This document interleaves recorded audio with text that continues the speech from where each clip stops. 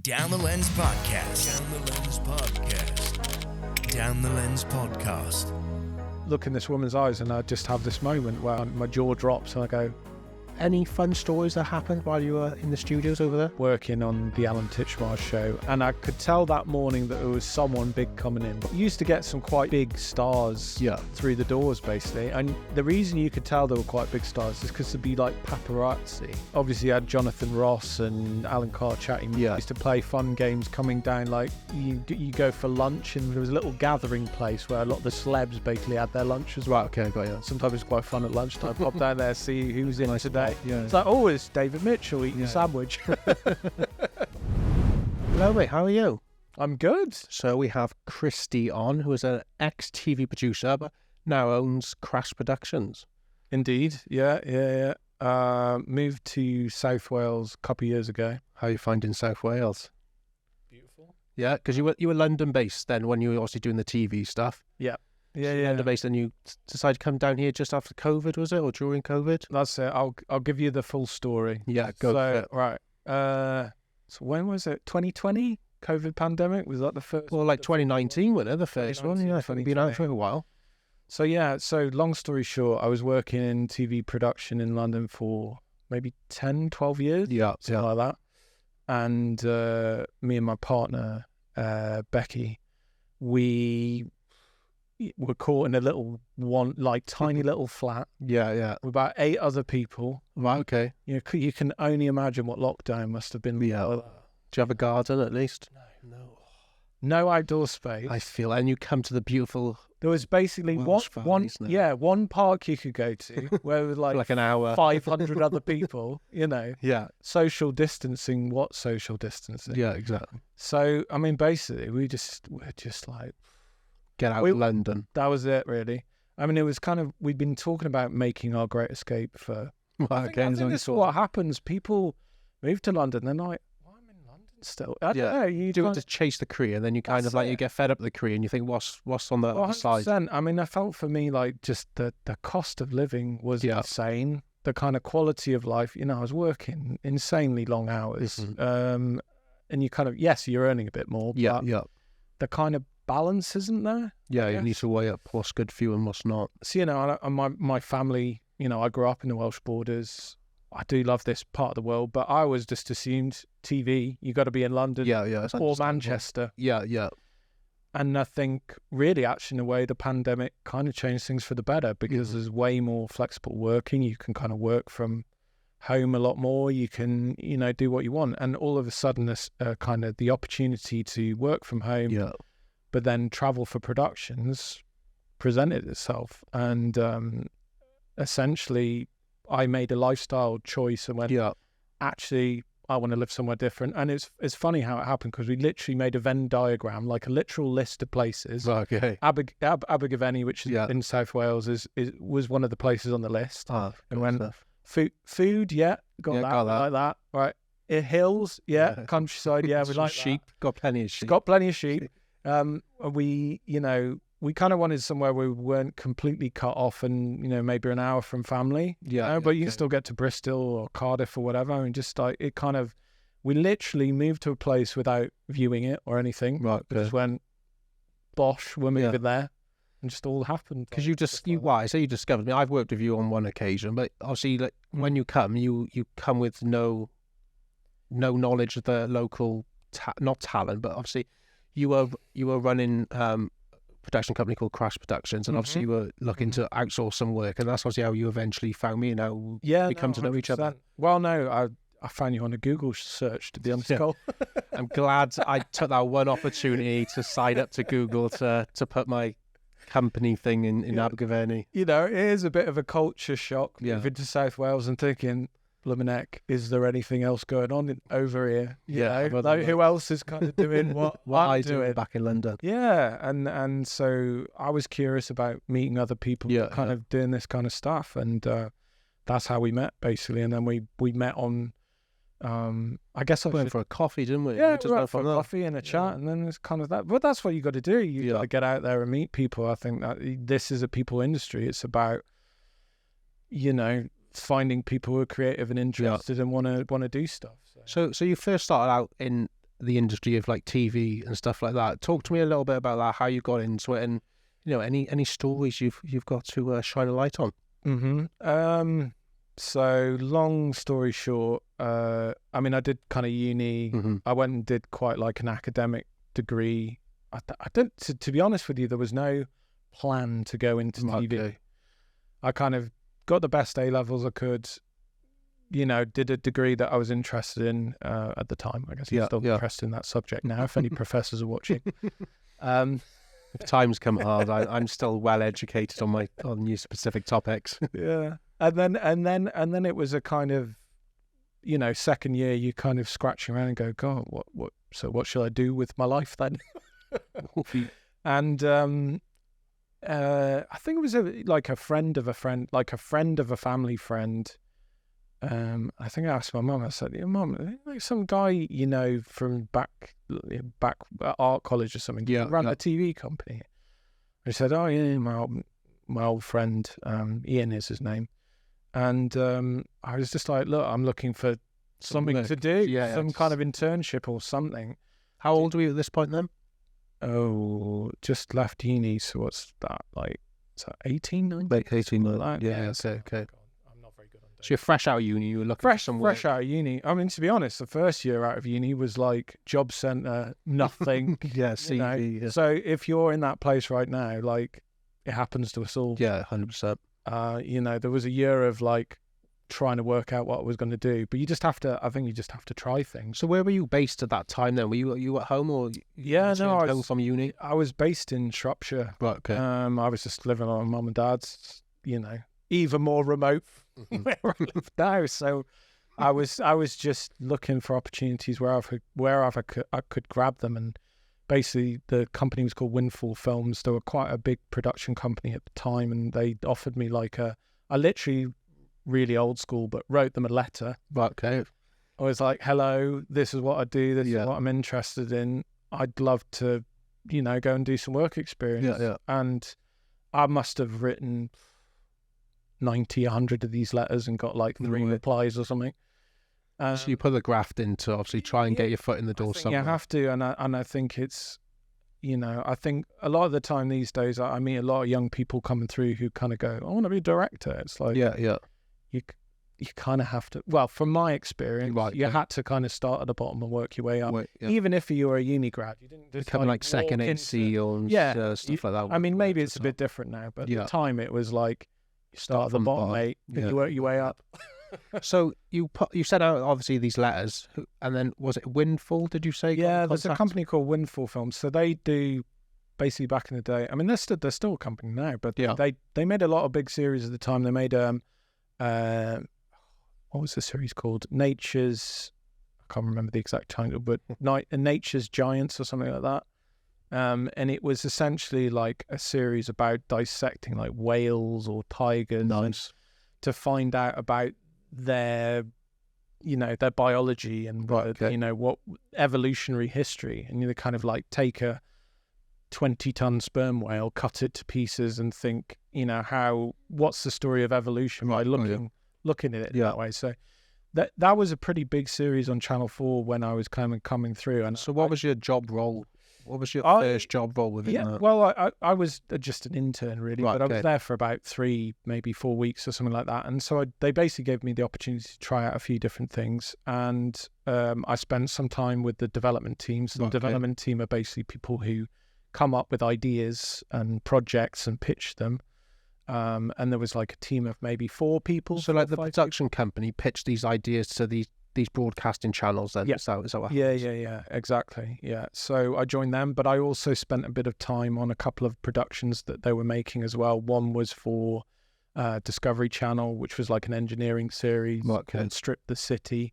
They use like CGI to basically strip back all the layers. I love stuff like that. I like when they do on the history aspect, when they like strip back like the pyramids and stuff like that. It was quite a cool. Obviously, it's a bit of a gimmick, but it was pretty cool actually. So was that, and then Inside Nature's Giants, which was the natural history kind of science. They did a lot of science and engineering. Okay, got you.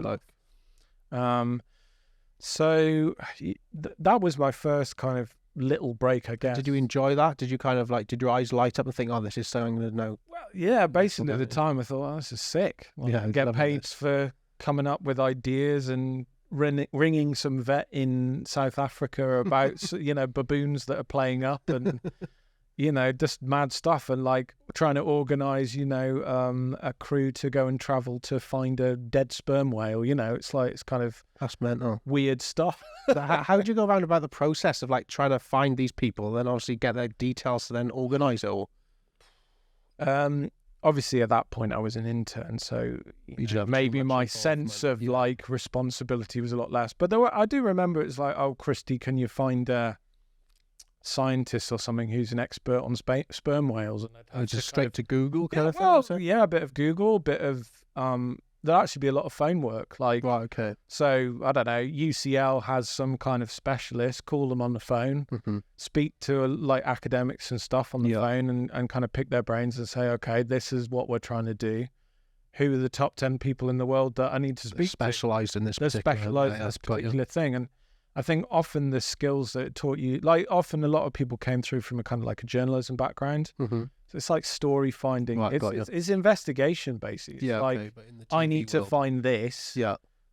And your task is to problem solve that and just find a way, basically. Right, okay. So you've done that for about 4 or 5 weeks, you say, as an intern? Yeah, something like that. And at this time, you're already in London then, did you? No, not really. I was literally, without saying a kind of pity story, but I was literally sofa surfing, staying in youth You are a hostels. student at the time, technically, young 20s, you gotta do those things. It was still rough, though. Yeah, you didn't enjoy it? Oh, no. I don't think anyone does, do they, really?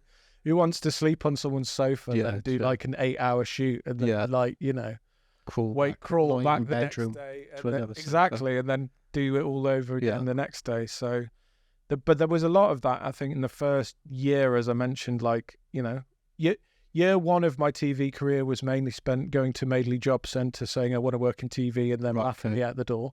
Because you didn't have like a portfolio or CV yet. Didn't know anyone. Mental.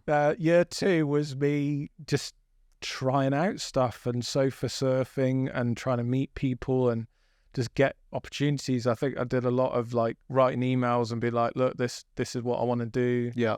I don't really have a place in London, but want to do this. And it was amazing, I mean, I think there are a lot more tools now, like LinkedIn, Instagram, blah, blah, blah. But that time was like literally drop people an email and just see what crack on with it. So when did you think, not like your first big break, but when did you first get your foot in the door with like an actual TV broadcasting company? I would say the first kind of big break was maybe I got like a longer term job at ITV. Right, okay. So one of the big like top 3 definitely in the UK, 100%.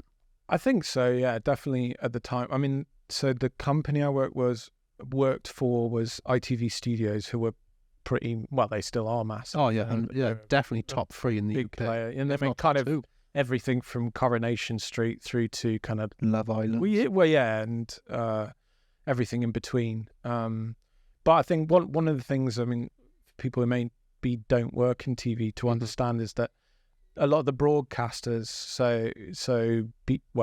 BBC is a bit complicated, but ITV, Channel 4, they don't actually produce their own programs. There are production companies who produce their content. So little bit confusing, but I work for a branch of ITV Studios called Shiver, who were a factual label, who were owned by ITV, but they were separate to the broadcaster. Right. So we had to pitch projects and ideas and kind of graft and work like any other production company would, even if they weren't part of ITV.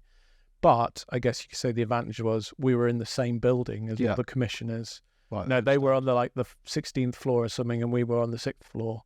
So it was the kind of access to people. And what was it like working in that environment? Was that just like not overwhelming, but as a youngster, was you really excited by all that, everything going on? Yeah, it was definitely one of those moments where you go, damn, I've made it. You know, I've got my pass. Because I guess you go from like sending out all these like emails and stuff, or sorry, these letters. It's not maybe out anything, but then you go and then get a job technically in the studios of one of the biggest broadcasters in the UK.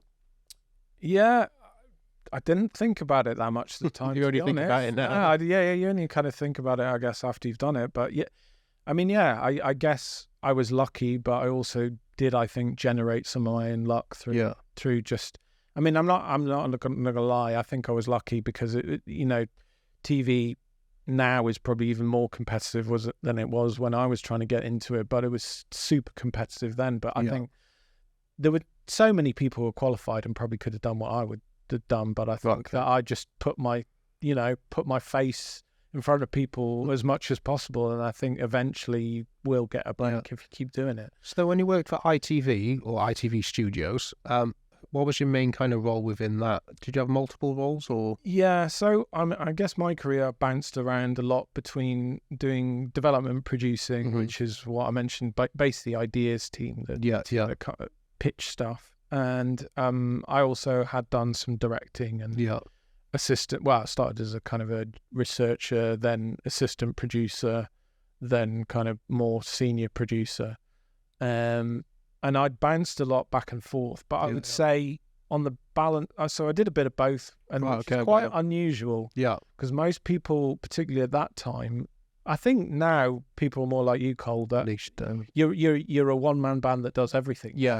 And I'm a bit of a one-man band that has to do everything as well. But at that time, the pathways were you specialised into a thing. Right. Okay. So like, it's quite unusual to have someone who would both work in development and in production. Right. Like you normally do one or the other, really. And they two separate things, but then come together and then to deliver like a series of. To be honest, your whole job as a development producer is come up with that idea, sell that idea, get it commissioned, and then that's job done.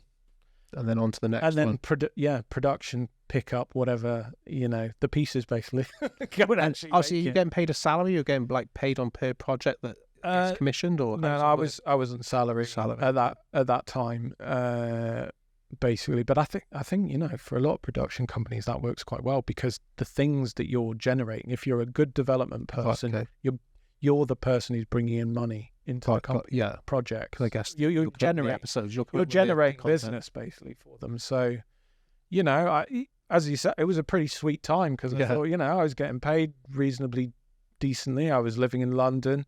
I think we used to do all those things kind of like Thirsty Thursdays, Friday, like kind of half day, go and get a cocktail and do a brainstorm. It's like, this is sweet.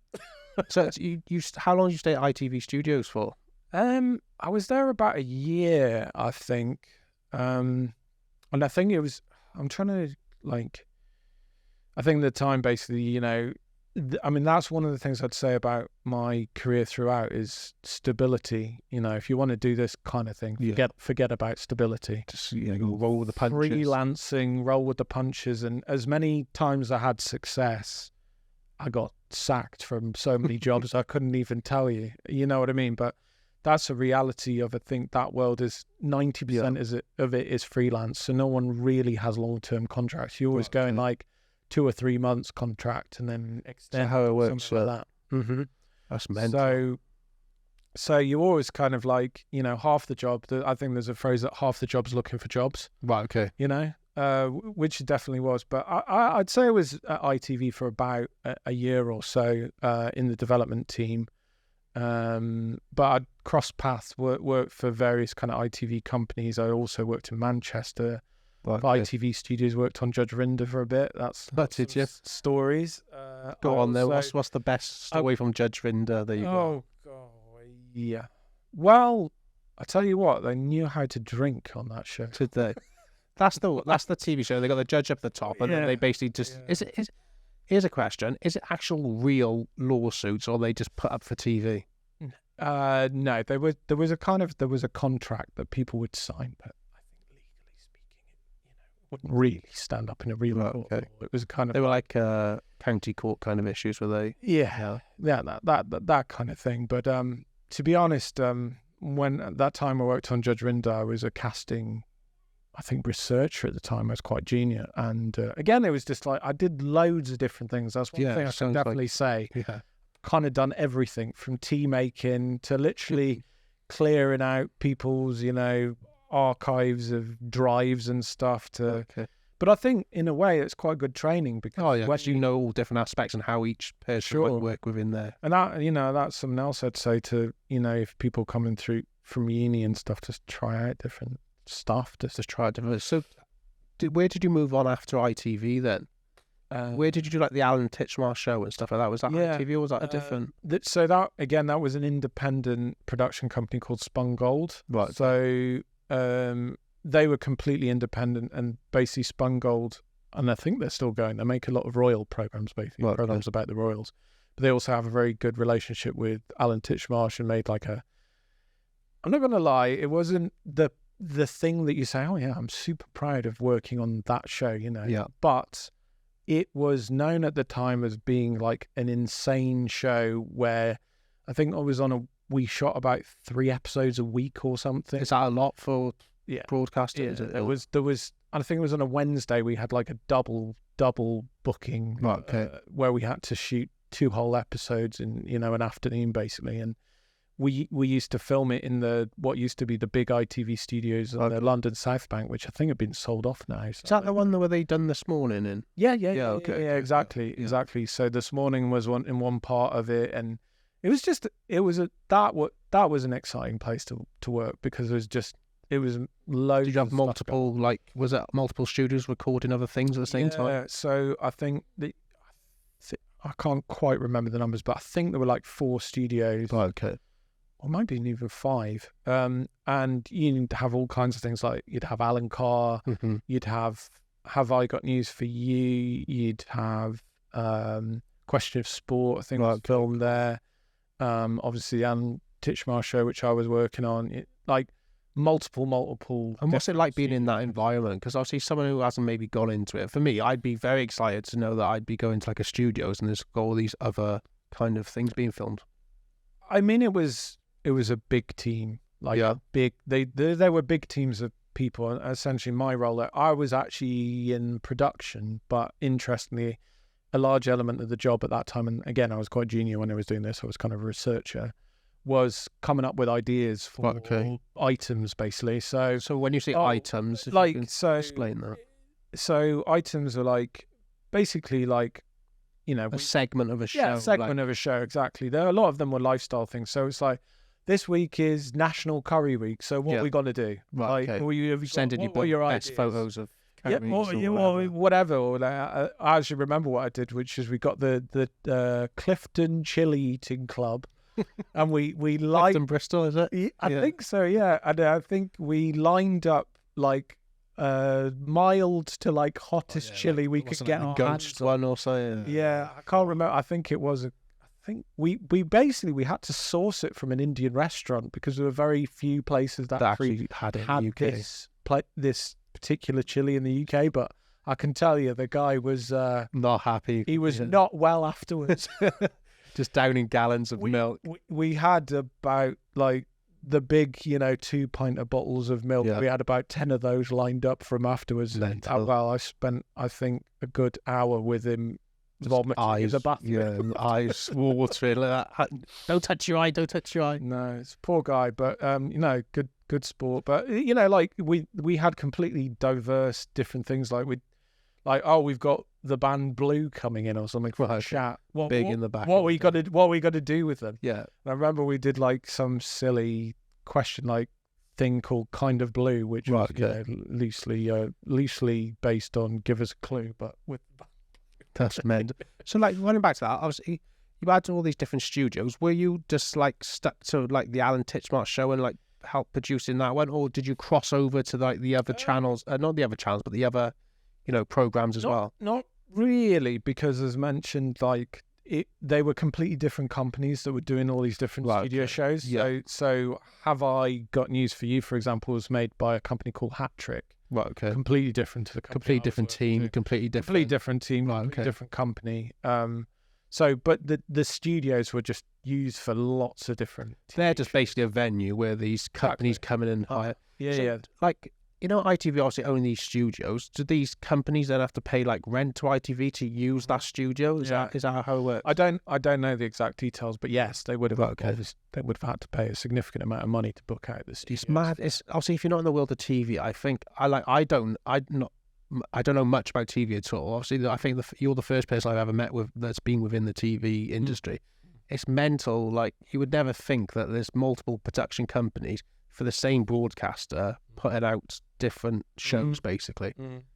it's all one big competition, really, of kind of, all these different production companies. They all have their niche. So like Hat Trick, for example, comedy is very much their niche. Right, I got you. Or Baby Cow, I think Steve Coogan's programs, maybe a Baby Cow, they do a lot of kind of comedy stuff. But, I guess the company that I worked for at the time, they made quite a lot of entertainment shows, to be honest. So every production company kind of niches down into their particular one. Yeah. They bid then to ITV, do they? Or different broadcasts, or they'll pitch to different broadcasters basically for commission. Right, got you. So to give you the long short of it, each channel broadcaster have commissioning teams, and there's a lot of them, and they all have different specialisms. So, for example, Channel 4 will have a commissioning team for entertainment. Right, okay. So they got a specific commissioning team for each one. Exactly. Or they'll have a commissioning team for, sport, or, they have a lot. And those commissioners, their job is to go and find the best ideas, the best projects, and the best companies to work with. So it's always kind of like a relationship between the two. So you find a commissioner that you really like and champion your ideas and what you want to do creatively. Yeah, believes in what you do. Believes in what you're going to do. And also your job as a producer to convince them to part way with their budget to let you go and do that thing. And, hopefully, fingers crossed. So here's a question for you. Obviously, you were on the Alan Titchmarsh Show. Say like the production company pitched an idea to the broadcaster. Do they pitch it with the idea that they want Alan Titchmarsh to host that particular episode, or they just say we're looking for a particular personality to hold? There's no rule on that, to be honest. Right. But often particular production companies will maybe develop a relationship with it. So most big talent, TV talent, have agents that look after them, managers who will have relationships with different production companies, and then often as a production company, you want to develop a relationship with talent who might be on screen. So I know, for example, Spun Gold, I'm fairly sure they made a lot of, and still make a lot of royal type content. Right, okay. And Alan Titchmarsh, I think, is a pretty close friends with Charles and the royals, and kind of he's in there, LinkedIn. He's in the gang. Exactly. He's in the in-gang. And so I think maybe through that he maybe liked some of the programs that they were making and wanted opportunities on. So their agent then speaks to that production company. Yeah, that's how they then exactly. So you basically, I mean, you and I've done this for my own company as well. You go and meet agents, you chat to them about ideas, you kind of think where they might work, and then hopefully if you have an idea and you have what they say talent attached, you have someone who's interested in doing that with you. Obviously, as a production company, that makes your idea more kind of sellable. And 100%. So basically, obviously your company is now obviously doing like the crash productions. They're doing like, TV production kind of sorts. Would you then build like an idea and then have a talent in mind to maybe host it or be on that particular show? I'll just go one backward step because we don't really do TV. No. So I guess long story short, I did work in TV production, but more what I do is kind of social, digital friendly content that's shareable. So we do a lot of stuff for Channel 4 in a nutshell, and Channel 4 now have a digital team. Yeah. It's basically like their 4OD or whatever. 4.0. Right. So obviously you're working with Spun Gold on the Alan Titchmarsh Show. Any fun stories that happened while you were in the studios over there? How long have you got? What's your best one? Pick out your best one that you can tell us. I have told it a few times before to friends, but it always gets a reaction, so I think I'll tell that one. So I guess one of the things when ITV Studios was there, now it's gone now, but used to get some quite big stars through the doors, basically. And the reason you could tell they were quite big stars is because there'd be like paparazzi.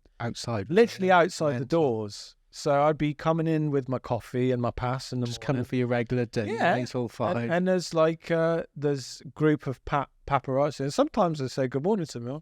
Morning, fellas. How you doing? Yeah. Right? Oh yeah, waiting around. But it's quite interesting. Sometimes you chat to them and find out, who are you waiting for? Because they'll be waiting for someone.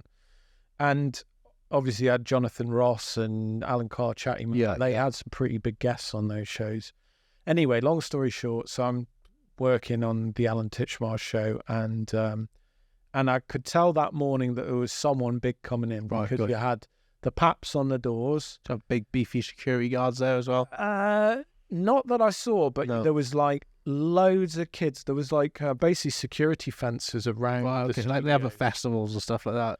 Yeah, well, to be honest, security was quite tight because obviously You can imagine. you could yeah, imagine there's people would want to break in and all sorts and be on live TV and whatever, you know. And this morning and other things were recorded there. So that there was a big security fence right next to the South Bank actually. Right. Okay. And I could see like literally hundreds of people lining the fences. Is that the most you've ever seen? I think queuing so. Up? Yeah. Yeah, there was a lot of people. So I was obviously busy rushing into studio, had a busy day, started about 8 a.m. I think in the morning, and thinking, well, I've got to.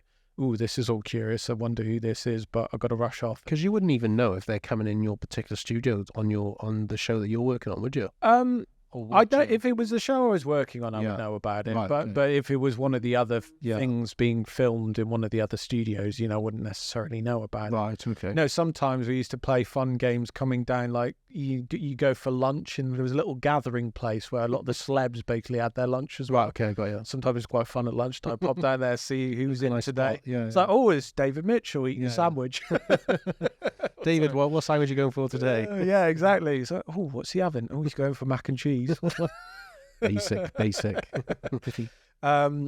Anyway, so coming back to this story, so yeah, I could tell there was someone big because there were like hundreds of people lining the fences, and we're mid-recording. It's live, and just live TV was. Is it a pain? Oh, it's mad. It's just running total blind panic for basically the duration of the episode and until they yell cut. and then you're like, thank goodness that's over. And then you got to do it all again maybe the next day or even that afternoon. But getting back to my story, basically I'm on this thing called talkback. So talkback is what you use to talk to the people in the gallery. The gallery is basically like if you picture a load of TV screens, so they've got all the different cameras and they're switching between. I'm sure people have seen that kind of on sports programs or whatever before. And so talkback's the thing that it's kind of like a walkie-talkie basically. You used to talk to the gallery and they're saying, go and run and get this card. This card needs changing now. You've got, 5 minutes to do it. And I think that's what it was. It was an incorrect. Does the talk back, do you say? Does it go out to everyone who's got a headset, or do they singly choose which? I think it's everyone who has a headset. To be honest, it's like certain members of the production crew will give him one. Like you have what call a floor manager, who's often managing who's coming in and off stage and all that kind of stuff. It's quite a big team, so like communication is definitely a big thing. But anyway, I was quite genius. So basically, my job was, we need a new cue card, run and do it in 5 minutes, basically get it printed off. Chuck it on. We chuck it on. We had a little spray glue thing and we glued it together, and then literally be on screen 3 minutes later. And I was running around the corner to do this. And at the ITV Studios, there used to be some lifts that the bigger stars would come down from. They'd have what's called green rooms. Green rooms basically being the place that talent chill, celebs chill in, have food and other stuff. And I'm running around this blind corner on talkback, listening, talking to people in the gallery. And this woman comes round the blind corner, and I literally bump into her, like full speed, bump bodies, full speed. And I'm pretty young at this point, and I look up, and look in this woman's eyes, and I just have this moment where I just my jaw drops, and I go, "Did you Taylor Swift?" No way, mental. Do you just go cold? Like, oh, I was just like, you don't know what to say, do you? And I just went, I'm really sorry. And then just kind of so sorry, and ran off. And she literally had an entourage, I would say, like a football team's worth of people, maybe like 15. Did you accidentally knock her over or anything? Or you just like bumped into each other? Did you bang heads? Or like, thankfully, just kind of brushed her. Just kind of bumped bodies, and then. Did she go nuts or anything? Or no. She just went, "Oh, it's okay." And she was rushing to her studio to film, and I was rushing the opposite direction. So unfortunately, that was my one opportunity to probably have a conversation with Taylor Swift. And you blew it, and you could be a whole new man right now. You could be living up on a pop star wage. Oh well, I don't think so somehow. But she was very polite in the half second that I spoke to her. But what's funny is the end of this story is I then later went to work in Manchester, and I was working on a show called Judge Rinder that I think is still on. But I told this story to a bunch of colleagues, and they were just like, yeah, it's so funny. But it spread like wildfire Through the whole... around the workplace. Yeah. But what was funny was like Chinese whispers. So eventually it ended up being Christie knocked up Taylor Swift rather than Christie knocked into Taylor Swift. Yeah. Literally for weeks, people were coming to me like, shaking your hand. Did you knock up Taylor Swift? I was like, no, I didn't. I mean, I wish I did, but no, I didn't. No. That's a great story to tell, like the grandkids in the future and stuff like that. Yeah, I'm sure they'll appreciate that. I know, they definitely know. But yeah, it is. I guess that was the attractive thing definitely coming through. There was lots of, it was mad. Like I worked on a project with Idris Elba as well, which was when I was working for a company called Woodcut. And I remember one morning, production manager ringing me saying, "Is everything okay?" I was literally doing laps of a pool in like a millionaire's mansion because we're doing a project with Idris Elba and Superdry, and the guy who owns Superdry, the clothing company. Yeah. Staying at his house, basically. He had about 37 rooms. God, you've had it good. Yeah, it's good, isn't it? I got some good stories. And literally the night before, having whiskey and cigars with Idris Elba and the owner of Superdry. Next morning, doing laps of the pool. And, swimming? Or yeah, swimming. Because he's like, into his training, or that was part of the filming? No, we were just hanging out, and production managers called me. He's like, I haven't heard from you. Is everything all right? And it's like, yeah, it's all good. We're having a race around the pool. We're just setting up for filming now. Literally doing laps of the pool. Just like chilling on a hangover kind of thing, was it? Yeah, exactly. That's fine. I think sometimes, like it's, when you're junior, I would say have fun. Like do those things, because I think when you get more senior, it all gets a bit more pressured and more serious. Yeah, because other people like relying on you. Relying on you, and you've got to make sure things are good. So I think when you're coming through, like, do the work, enjoy it as well, because you're not responsible. You've got to have a bit of fun. Worry. You've got no weight on your shoulders to like deliver sets. When's the opportunity to party with Idris Elba gonna turn up again? The answer is never. Can you imagine? That's a great story, that is. Yeah. So obviously you've moved around within different production companies, work. And what other ones have you worked for, and what roles did you have within those production companies? There's a lot. I mean, like I said to you earlier, I think I've done a bit of absolutely everything. Yeah, like literally everything. But man about town, eh? Man about town, no. But I have enjoyed. Well, actually, no, that's a complete lie. I haven't enjoyed every bit, but I've enjoyed a lot of it. I'd say like a good 90% of it I've enjoyed, and 10% of it is, I think in any line of work you do some things you guys, no, it wasn't really for me. Like working as a casting producer on Judge Rinder, I did that. Mm-hmm. I know it's not my thing. Yeah, tick that box. No, tick that box. Not going to put it away again. Yeah, casting, producing is not massively my thing and stuff like that. Yeah, and then but that's what it's about, working out your strengths and weaknesses. I mean, another company I guess I worked for a long time was Woodcut Media. Right. Okay. Well, I have to say, big shout out Woodcut, because they are a great company based near Southampton, and they gave a lot of young people like me opportunities. Right, okay, that's nice. In more kind of senior roles, like kind of, I think it started with them as like an AP, but by the end was basically making series with them, and they were one of those smaller companies that would really give you a crack at the whip. Yeah, that's what you want, really, because eventually the young people have got to come through at some point, and get into the avenue. And I think that was one of the things that I struggled with. I was getting, you always come to these points where you top out, and you're like, I've done 7 AP roles, but no one will give me a gig as a director or a producer. And then it's about finding those companies that will maybe give you that step up. So they were the first company that give you the. They were definitely They were definitely a company that gave me a big leg up and gave me opportunities. But again, it wasn't the easiest. Like they were based in a place called Eastleigh in near Southampton. So I was living in London. So then I had to get a every day, or not every day, thankfully, but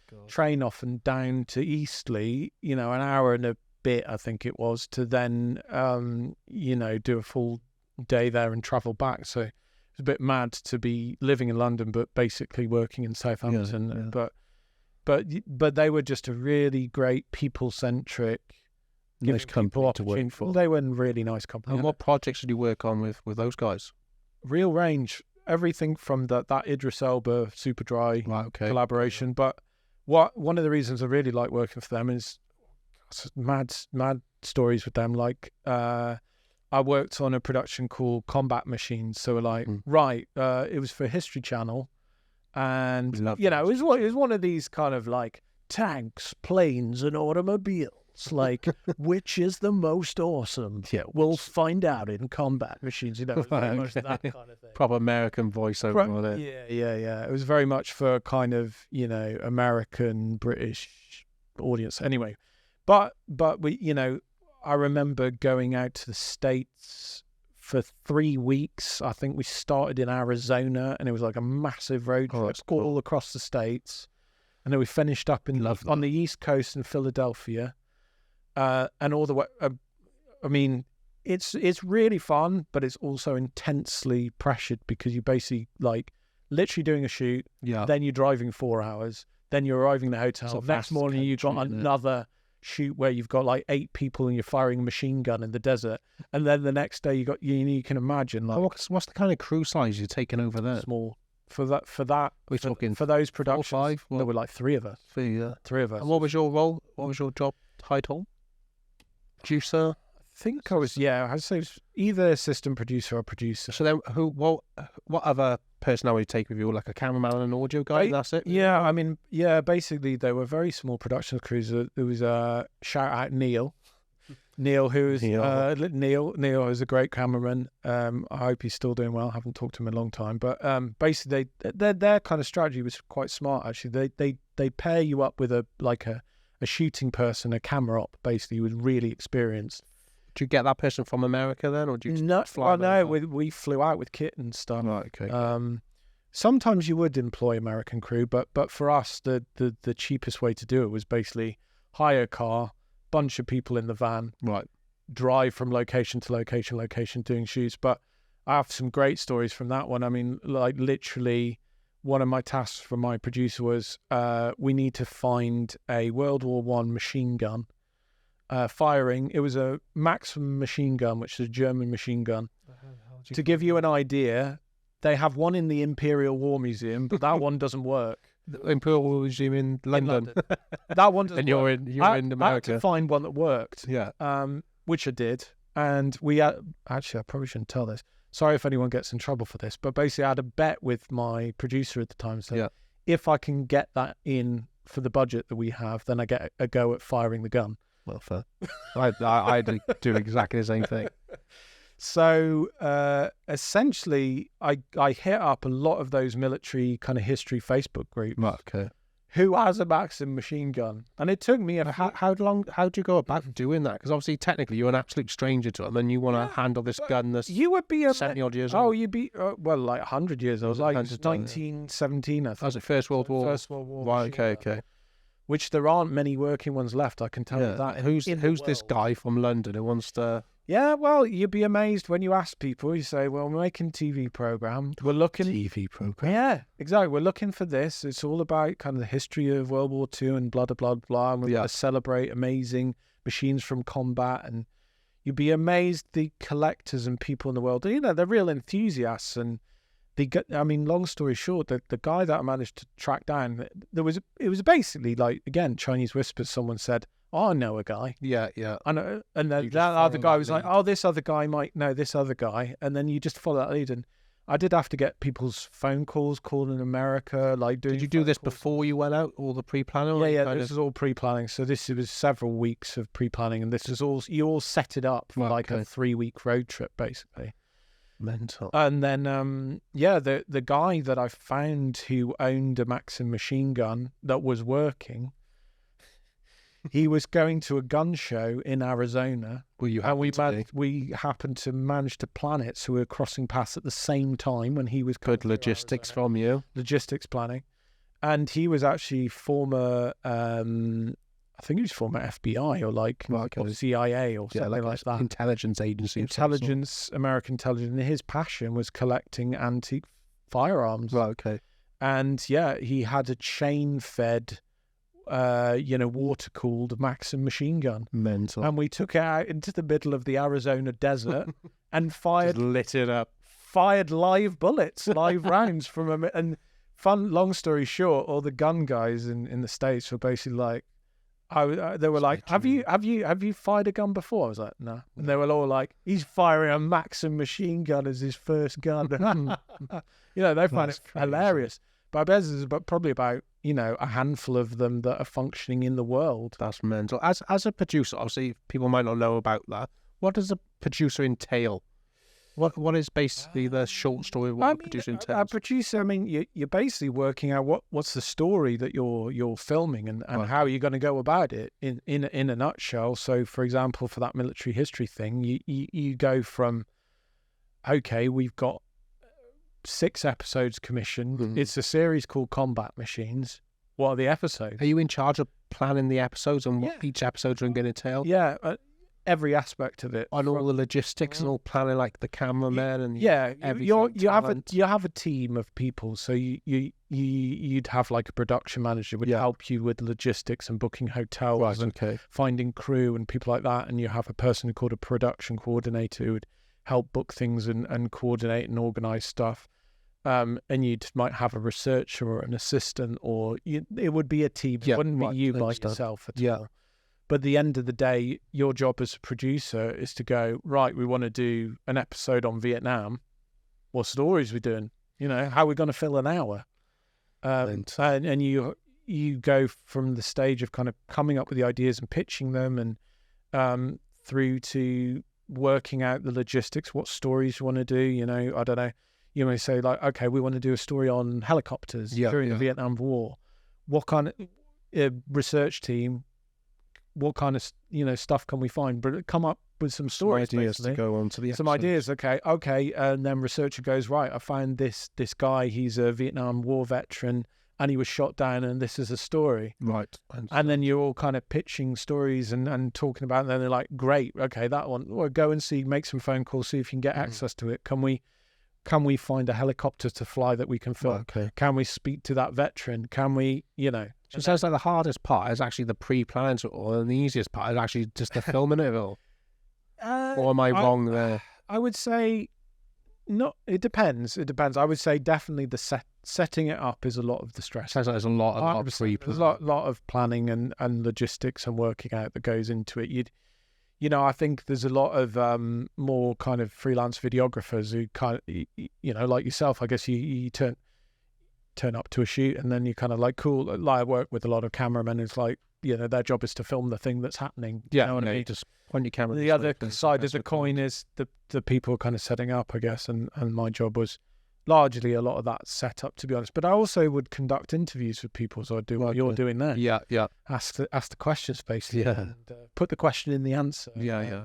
All that kind of stuff. And really interesting stuff. I mean, on that, for example, that combat series, I interviewed a guy who engineered the first capsule to return from space. He worked for NASA. As you do.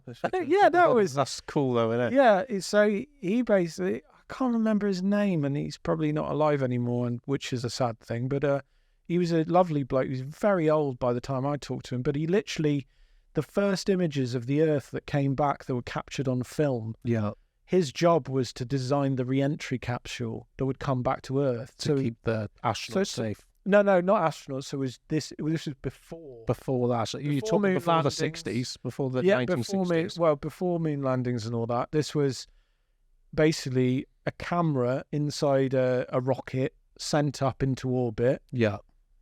Takes footage literally inside of the Earth, and then the capsule returns to Earth, and then they recover the film. Right. That was his job, was to basically, he was responsible for some of the first film footage of the Earth in colour. That's amazing. Yeah. He's a really amazing person. So it sounds a lot like you've met a lot of interesting people through the work that you've done so far. Yeah, it's a great job if you're really bleeding nosy. Yeah, because all that stuff interests me. It's like meeting new people. I guess it doesn't matter, what they do, but it's just all interesting all at the same time. I guess that would be the one thing that if I had to toot my own trumpet or whatever. I was always like really interested in lots of different stuff. Yeah. And I think that's one of the things that makes you a good producer is just okay, I don't know anything about NASA engineering, but I could ask a load of dumb questions and I'm interested, and that's the only qualification you really need. Yeah, that's true. So yeah, you worked in the TV industry for many years. When did you kind of decide that was enough for you and you kind of put that to the back burner? Being honest with you, Cole, it wasn't exactly a choice. No. I think, like a lot of people, the pandemic was a massive shift in my life and my work as well. And, you know, I've basically been, you know, I was just saying off camera, the negative side of the coin of all these like cool things that I did over the years was a lot of time I was paying London rent and looking for work. And, you know, as many cool jobs I had, I got sacked from a lot of jobs as well, or lost jobs, or that production's wrapped up, but it's not coming back. Yeah, or whatever. You're going to find the new thing to pay your rent. So that is a very freelance-based industry, and it was pretty stressful, to be honest. Right, okay. It's like exciting, but zero stability. Yeah, you just don't know when the next gig's coming. You don't know when the next gig's coming at all. And hopefully, you hope that as you get more experienced, it gets easier. Yeah. But if I'm honest with you, it doesn't. And I think that was there were kind of two things. One is the pandemic. Yeah. Everything stopped. Production stopped overnight. There was no gigs, no work going whatsoever. And the company I was working for at the time, I was working in development for a company called Wild Blue. I was working there for about a year, who did a lot of stuff for Nat Geo and a lot of kind of factual stuff. And right, okay, yeah.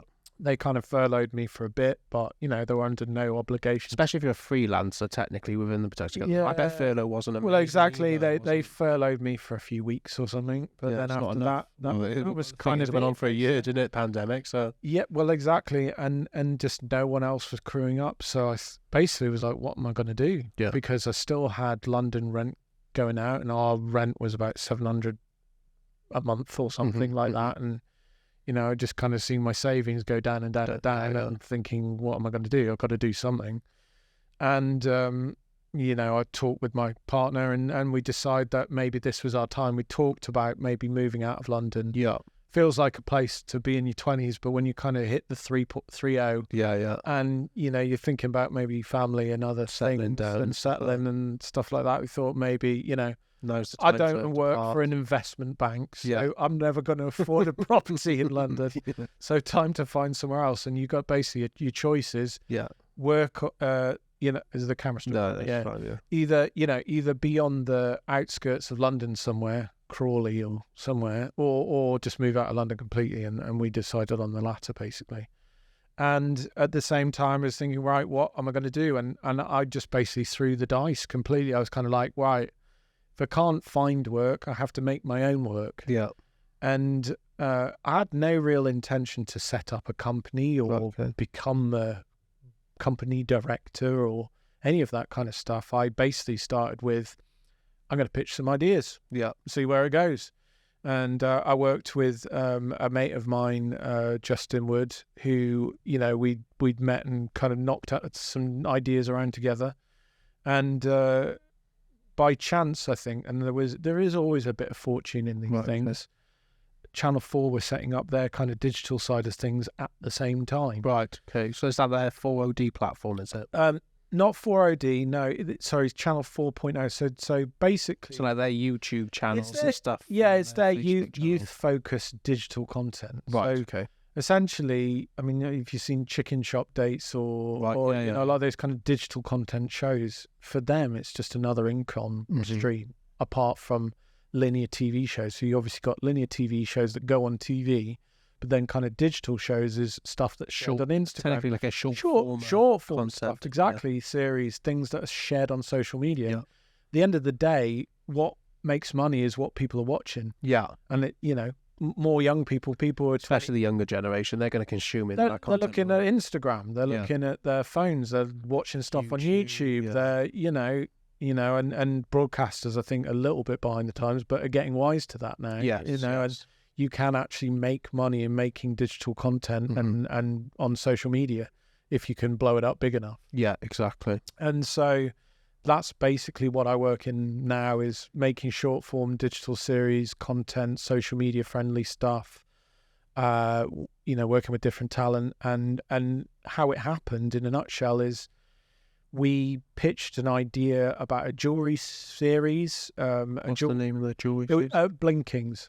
Which Blinkings, yeah.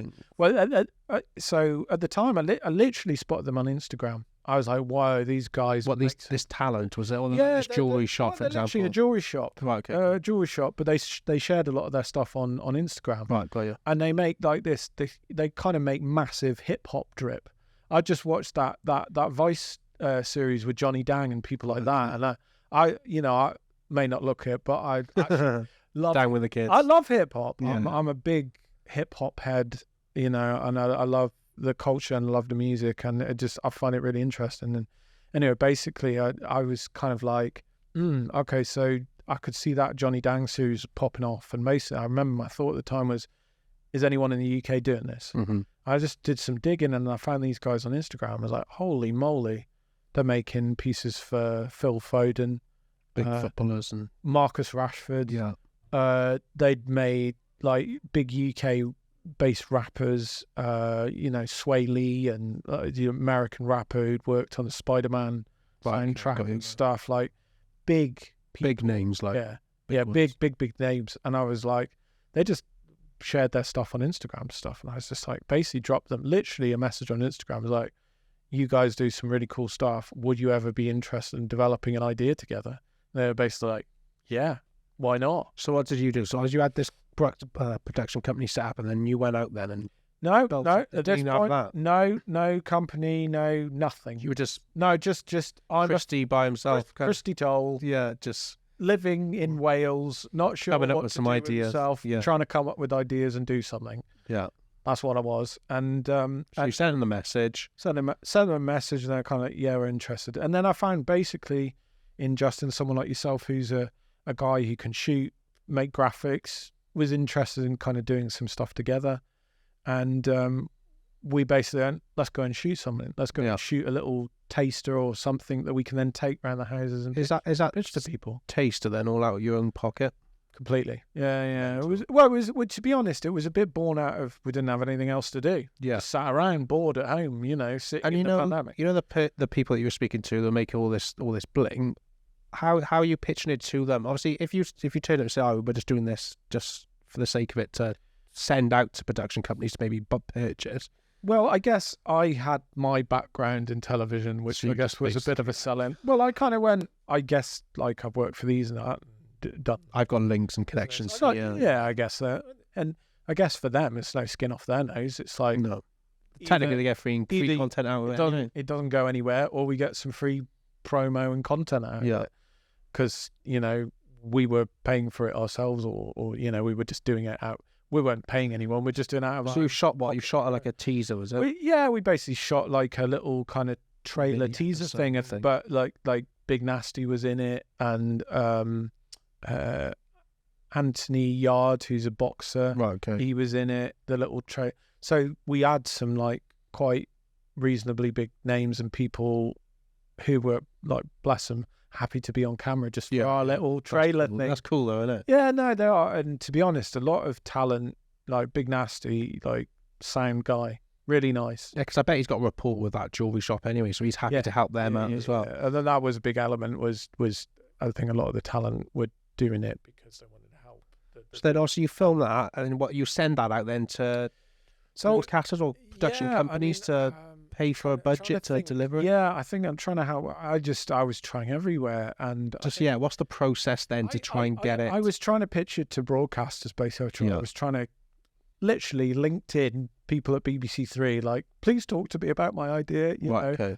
And just wall of silence, basically. Wall of silence until I got a bit of luck, and I think it was actually a sports commissioner called Joe at Channel 4 was like, I think I just winged him an email or something on LinkedIn, and he thought it was good enough that it was worth looking at. Yeah, that's what you need, those small little breaks. You just need one person to go, maybe there's someone in this. And basically, I think he winged it over to the digital team they had a look to the trailer and the pitch. I did a pitch deck as well, which was pretty glossy, to be honest. I did a lot of work on it to make it look really good. And they were like, yeah, let's have a chat about this. And that was the thing that opened the door, basically. And from that, long story short, they commissioned a 6 episode series for not a lot of money at the time. And but we did it anyway. And, what's the kind of figure? Obviously, don't give me a specific, but like rounded up to the nearest, like, what's it? You're talking like tens or like tens of thousands or like tens of thousands net. So like a series would, And is that covering everything from like the production to like the talent as well, or everything? Yeah. Okay. Fees for talent. Hotels. And do they just give you that money, and then it's down to you then to like figure out where that money is spent and like how much you take from it? You draw up a budget, right? You draw up a budget and a schedule, and that literally has everything line by line. So it's not they don't just go, here's your money, off you go. Yeah, okay. There is obviously a discussion process, and there's a kind of this is the budget, right? And you obviously that breaks it down really specifically line by line. The producer director has been paid this much. We need a camera op for this many days. We need this. We need a drone. We need that. Whatever it might be. Macro setup. We need these. I guess one of the stresses in what I do now is I almost have to pre-plan how much everything's going to cost, submit a budget, and hope we can get everything within that budget. And it doesn't always 100% work out. Sometimes things end up costing more.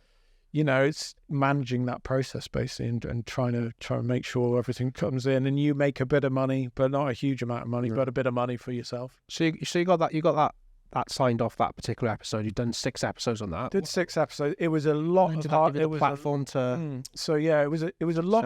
It was a lot of hard work, but the guys we worked with, they were brilliant on camera and just completely trusted us. I got to say, like, let us into their world. Yeah. Introduced us to like Thomas Party, like here he is. He's just arrived his Lamborghini, and have a chat, about his jewelry and stuff. And I think one of the interesting things that I learned from that series is rappers talk about money, jewelry all day. Just all day. Footballers, complete opposite. What, football? Just don't want to be in the papers for splashing their cash. Right, got you. Of course, they earn an insane amount of money. Yeah, like $100,000 a week or something, but they don't necessarily want to show it off because they know that the next morning, all the newspapers, tabloid newspapers, will have so and so footballer to speak about. Donate so and so to charity, but spends this much on jewelry or whatever. And in the States, what's interesting, it's quite unique to this country. So if you're a basketball, you can do both things. You can donate to charities, but you can, of course they're millionaires, they've got loads of money, buy sports cars and whatever.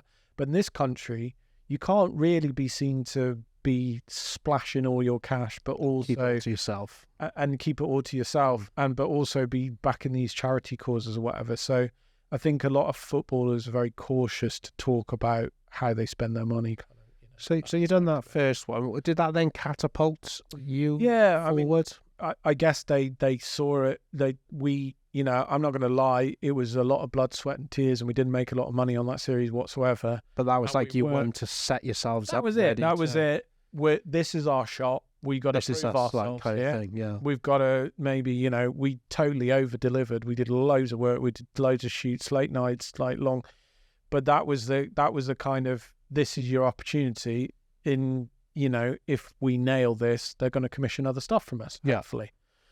And it did, it did relatively well. And they really liked the content. That was the main thing. And basically from there, it was like, what other ideas have you got?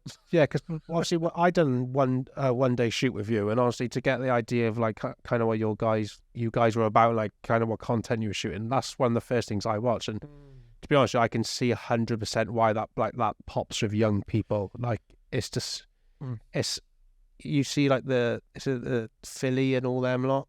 Like Philly Chunks and all them lot. Chunks. Like what you filmed was like reminds me of a lot of like what's big in the young people consuming content. Like you pretty much nailed that on the head, I think. Thanks. You're appreciate welcome. that. You're welcome. I'll take that. So, but then you've done that. You actually smashed that. You put a lot of effort into it. Over. Done what you needed to do on it. What then happened next for you to carry on building? What then happened next is, I guess, we then started like developing relationships with people in the digital commissioning team. Yeah. One person I have to definitely give a big shout out, and hopefully meeting her for lunch soon, is Laura Marks, who's one of the digital. She's basically kind of deputy head of the digital team, commissioning editor, senior commissioning editor, Channel 4 Digital, and she just really championed me and what I was trying to do and gave me opportunities, and she put in front of my nose, Channel 4 do this indie growth not indie growth fund, it was, I can't remember what name is it. I remember you speaking to me about it before, but they're basically trying to help indie filmmakers kind of... So it was that was it, Indie Development Growth Fund, or I can't remember the exact title, I'm not very good at names today, but anyway, that basically was an opportunity to pitch in some new ideas and get a pot of, like, I think it was 20k or something like that, to go and do some further development on other ideas. And then, the idea is you would produce another idea and get another commission out of it. Okay. That was the aim anyway. And sometimes that money that Channel 4 would give you would go nowhere, and sometimes it would go somewhere. And it so happened that basically through the jewelry series, we met a Birmingham-based rapper called Mist. Oh, yeah, Mist. He was on that one. And he was on one of the episodes. And we just got on quite well on the day. It was funny because me and Mist are like chalk and cheese. You couldn't get two people more opposite, honestly. But he's a total gent and a pleasure to work with. And basically, we had a little chat. He's like, yeah, I'm interested in doing some stuff. Yeah, speaking to my manager. Yeah. And so I did, and I literally, I think I sent them like a 2 or 3 page write-up of an idea of basically Mist takes his mates down the go-kart track. That was pretty much it, because it's where he likes to hang out and he likes to kind of, and I was kind of thinking into about his like, cars and all that. into his cars and all that thing. And I was kind of thinking of like what, you've got chicken shop dates and you've got James Corden driving around people in their car. Carpool karaoke. Carpool karaoke. Just like that, what silly little... And just like Top Gear, just in general. Like, Top Gear is obviously a massive show, but I was like, it was more the brainwave was like, what silly little fun show can we make that's about 10 minutes? And, and he was like, basically in the Blinkings episode, we did a go-karting like competition, and it was really fun. It was a big laugh. So we basically took that and went, well, do that as a series. Yeah. And basically his manager really liked it. And then I came up with my business partner at the time. We came up with this kind of joke between us. We said, if you lose, Mist gets your shoes. I remember when I was shooting for you. And we both laughed. We laughed about it. We thought, that's funny. And then we thought, nah, it's too stupid though. And then we're like, hold on. But it kind of stuck with us. Yeah. And then we basically got the brass to say it to his manager, and his manager's like, that's funny. Because one of the things that had gone viral was Mist doing like one of those like sneaker collection, this is my kind of shoe, shoe cribs, collection. but like shoes. Yeah, shoes, exactly. So he done one of those, and then we kind of, his manager loved it, and then we mentioned it to the commissioning team, and that's a really funny, catchy little line. And that then became a major, like, format point of the show. And what was that show called? Mist Driven, which is still going. So that's on season 2 now. But in a nutshell, it was a go-karting show with Mist. And we've had some quite big people. We've had H, Manchester rapper H. We've had Miss Banks. We've had Alhan from Gasworks. We've had Chip. Yeah. Used to be known as Chipmunk. We've had Lady Leisha, although that episode's not out, unfortunately. But and if people were wanting to watch this, where can they go and watch it? It's on Channel 4.0's YouTube cool. page and shared across social platforms. Yeah. But go and give it a watch. Yeah. Give myself a little plug. Yeah, definitely. Yeah, because I remember obviously just doing my freelance stuff, just getting any kind of job, but then that was the first time theoretically I worked on what I'd like to consider like a TV kind of actual production, and it just lit my eyes right up to kind of what goes into it all. Just meeting all the crew, to like the lighting, the setup, and all the planning and pre-planning that obviously you must do to like produce such, it was shit hot content really, isn't it? Oh, You're sweet. Thank you very much. Well, yeah. If I managed to ever get my stuff to that level, to me, I would be very proud of it. It's a lot of it winging it. I just put But the finished article. I know. Professional. I put a team together of people that I knew were good and capable and could do it. And obviously, one of the major factors, Channel 4 give you a budget to go and do it, which helps. And then you can hire a load. The talent take 50-75% of it. Well, to be honest, on Misdriven, it's not a huge money maker for them. I think often these days, talent are looking to diversify. So even if they're in the and keeping themselves in the social light, huge, because people who are on social media are stars, they're celebrities. Yeah. It's part of life now that you can't just maybe be a rapper. You also need a social media presence. Yeah, 100%. And they're all interested in kind of it's PR for them basically, pushing their social presence and doing TikTok and doing Instagram and doing Instagram reels and doing whatever. And I think for anyone it's quite a thing to say I've got a show on Channel 4, Channel 4.0, and I think for him, hopefully, fingers crossed, it's a laugh for him. Yeah. Comes down with his mates, does a bit of go-karting and then nicks their shoes. Yeah, even being behind the camera is a very enjoyable day. Just, watching someone who enjoys being on camera, just watching them just like do their thing, just having a bit of banter with like, the other talent that was coming on. It's just a fun day. I like definitely creating shows that are fun.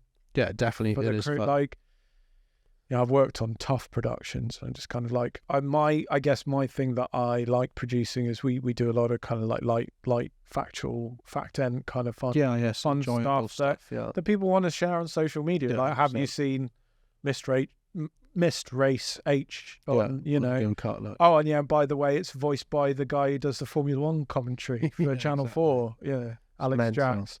Which was, again, that was just like a joke idea for me. And then we contacted, was like, right. Yeah, if we got it in the budget, go for it, innit? Yeah, because the stuff that you're obviously creating is fun, but it's professional at the same time. And I feel like rather than you being tied down to like a production company, you've got quite like an artistic way of producing it the way that you want it to look as well. I think that come across quite well. Yeah. Well, I definitely have to say that Justin was part of like creating the look for the show and the kind of the style for it, and that was definitely part of his remit. That he was a really good, I think part of it is when you're saying, Cole, like it looked really professional. Part of that is surrounding yourself by professional people. Like people who, but also bounce off each other. People want to make it really good. Yeah, because it's people willing to put in, not going to lie. It's like, yes, I'm a company director, but I also spent a Sunday knocking together a set. Putting together IKEA furniture and faffing with lights. Yeah, just like at 9 o'clock the night before the shoot, and stressed and thinking, not only that, dealing with the talents, making sure they turn up on time, making sure they've got a show. Oh yeah, ordering Domino's pizza because someone's stressing because their pizza order hasn't come in time. Like, we've got to go and sort it out because they're upset. Like that and everything in between. But that's what I'm saying. Like I think that all the different things I did was good training, because then you have to do a bit of everything when you're at the senior level. Come full circle then.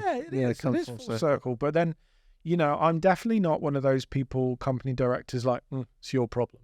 No, very. I like to be quite involved, to be honest, which I probably need to do less of. But I do like to be. What do you think's next for you in the near future? Obviously, you got season 2 coming up with that particular show. Anything else in the pipeline? Yeah, so season 2 is just coming out at the moment. I've got, I don't know how much. I'm not going to say a huge bunch about it, but I've got another digital series for Channel 4.0, which is coming out, which loosely is about people who do crazy stuff online for social media clout. So we've got like crazy different stories from there's a Australian girl who fell down a crane shaft 6 stories when she would get up the thing in the first place. Yeah, she was doing urbex from the age of about 13, 14, something like that, and she had this major life event, broke her back several places, and completely changed her life. But she was trying to build like a social, she's done that from falling down that crane. Yeah, well, she fell down a crane shaft, so she wasn't climbing a crane. Yeah. It was like a thing they drilled in the ground. Oh, right. To put a crane. I thought you meant like the internals of a crane, like this shaft part. Yeah. Okay. So there's that. There's a big animal influencer, American chap who kind of treks off into the middle of the desert, picks up some terrifying wasp and goes, I wonder what it feels like to get stung by this thing. Yeah. We've got an episode with him. But basically all of them are ranging stories of people who've done, crazy over the top stuff on social media loosely. Yeah. I can probably say this name of the series. There's a series called Like or Death. Right, okay. So that's coming up. But other than that, plenty in the pipeline for you then to keep you busy for the meantime. well, that one's just actually delivered. So I've actually finished the production process, cool. but it's just about to come out in September. But after that, it's potentially recommissions of those two series, Misdriven and Like or Death. And the other thing was be looking for new projects, new ideas, new people to pitch to, and hopefully looking to Channel 4 have been absolutely brilliant to work with, but also kind of branching out and trying to find brands and other channels and other broadcasters and companies and people to work with or collab with. Sounds like you got it all going on. Well, I mean, hopefully it builds. It's my passion, and I want to grow this company to be one of the biggest producers of digital content in the country. That's my aim. That's good target to have. You got to have ambition, haven't you? 100%. Yeah. Before you head off, what would be one tip that you would give to someone young, maybe looking to come into the industry, whether it be like TV broadcasting, or would it be like running a production company or working for a production company? Try everything. Yeah. Don't be shy to pick up the phone or LinkedIn message someone or badger someone, because that's what I did. Yeah. Most of the time. And I feel like, particularly now with like younger people that I work with, a lot of them kind of live behind their phone, or they're quite shy about they rely talking to other people, and you got to do it. You just got to break that thing where you go, I don't know whether I can speak to that person. Just fire them a LinkedIn message, or they've ignored me for 3 weeks. Keep bothering them, keep going on with it. I got a job, and she's like, you're that guy who was so pedantic, you kept bothering me. So we gave you a job. Yeah. Like literally. Keep you quiet. Yeah, to keep it so I wouldn't bother her anymore. If people are looking to kind of follow your story, where could they find you? Have you got any socials? Yeah, obviously Instagram, Crash Productions website. Yeah. Definitely. I mean, please watch our shows on Channel 4.0. That would be great. And stop the shows for us so they can go and watch them. So there's Misdriven, which is a series with the rapper Mist, which is a go-karting show, also voiced by the Formula One commentator Alex Jacks, who is on Drive to Survive and also Channel 4's Formula One commentary. And there's also Like or Death, which will be a series that's coming out in September. That's on Channel 4's docs page. So that's actually for Channel 4 docs. Right, okay, but it's digital content, so basically for their YouTube page. Nice. I'd like to say thank you very much for coming on. It's been a pleasure. We haven't seen each other in about a year. Yeah, it's good. We had a good old chat, didn't we? We had a good old natter. Hopefully all the listeners enjoyed all the things you had to say. I think there's plenty of stuff they can take away from that. If you want an episode 2, I've got plenty more. Yeah, well, keeping that in mind, thank you very much for coming on. It's been a pleasure. Cheers. Thank you. Bye-bye. Yeah, thanks. Bye.